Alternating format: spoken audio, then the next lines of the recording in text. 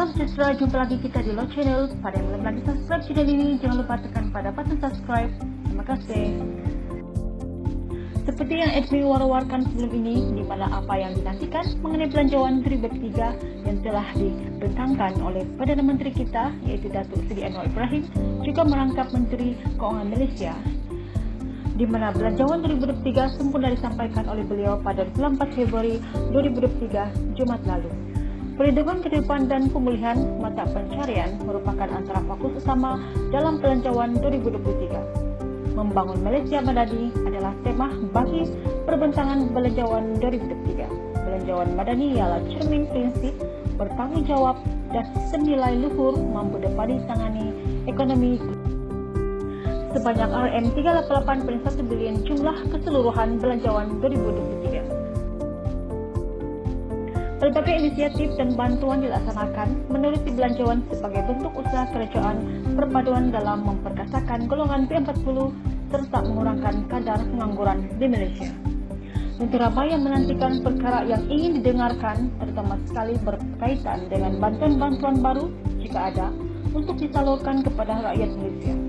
Ini adalah di antara 20 inisiatif belanjawan 2023 Malaysia Madani yang dikira membantu kurangkan beban ekonomi rakyat dan kos taraf hidup. Pertama adalah tarif elektrik tidak akan dinaikkan kepada rakyat dan juga PKS. RM1 bilion dari syarikat swasta untuk wujudkan wakaf madani. 130,000 rakyat muflis akan dilepaskan secara otomatis. Sebanyak RM250 juta sumbangan korporat kepada golongan miskin tegar. RM750 juta inisiatif pendapatan rendah untuk miskin tegar. Menu rahmah hanya RM5 untuk hidangan makanan. Jualan rahmah diperluas ke setiap parlimen sebanyak 30% diberikan untuk barangan asas.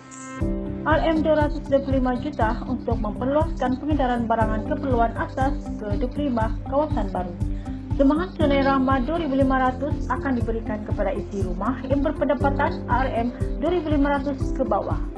RM600 tambahan kepada miskin tegar. Kredit e-tunai RM200 diberikan kepada belia yang berumur 18 tahun hingga 20 tahun.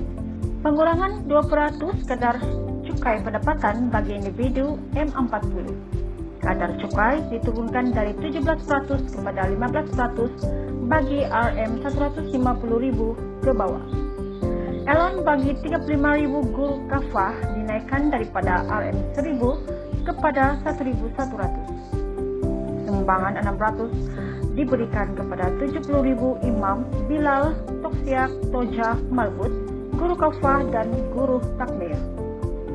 Inisiatif pas bulan Mei 50 untuk pengguna pengangkutan awam diteruskan. Pas perjalanan tanpa had MyBus 50 untuk bas henti-henti Johor Bahru. Diskaun bayar balik bagi peminjam PTPTN sehingga 20% selama 3 bulan.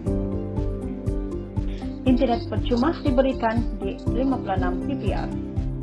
Kerajaan tambah ceruman RM500 untuk ahli KWSP yang berumur 40 hingga 54 tahun di akaun 1 dengan simpanan kurang RM10,000. Antara inisiatif tadi tentu sekali sumbangan tunai ramah STR yang menjadi tumpuan.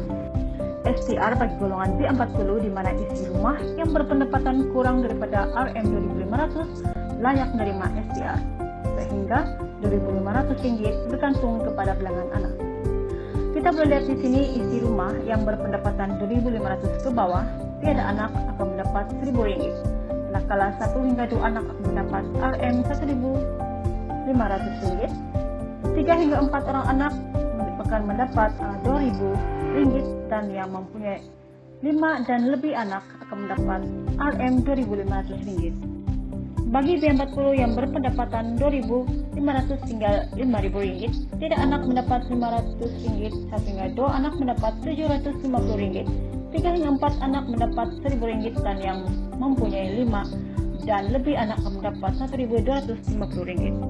Berita baik buat golongan B40 di mana penerima STR miskin yang tergolong dalam data IKASI tambahan RM600 akan diberikan dalam bentuk bakul makanan dan voucher makanan asas. Keluarga kumpulan miskin tegar yang layak juga akan menerima sumbangan tunai rahmah sehingga maksimum Rp3.100 dalam bentuk bakul rahmah. Diharapkan bagi mereka yang benar-benar memerlukan dan tergolong dalam golongan IKASI Miskin Tegar, sumbangan ini dapat meringankan beban mereka. Seperti apa yang kita dengar dan menantikan mengenai pengeluaran KDP 2.0 Basasar tidak disebut dalam belanjawan yang dibentangkan oleh Perdana Menteri. Apapun dengan usaha dan desakan kita berharap agar Perdana Menteri buka mata dan mendengar rintihan-rintihan rakyat atau pencarung yang sangat-sangat memerlukan pengeluaran KDP Basasar ini. Itulah sedikit perkongsian mengenai belanjawan 2003 yang telah dipetangkan oleh Perdana Menteri Jumat lalu. Diharap ianya memberi sedikit info kepada Anda. Pada mereka yang belum lagi subscribe channel ini, jangan lupa tekan pada button like, button subscribe, dan juga button lonceng. Kita jumpa lagi pada video yang akan datang. Terima kasih.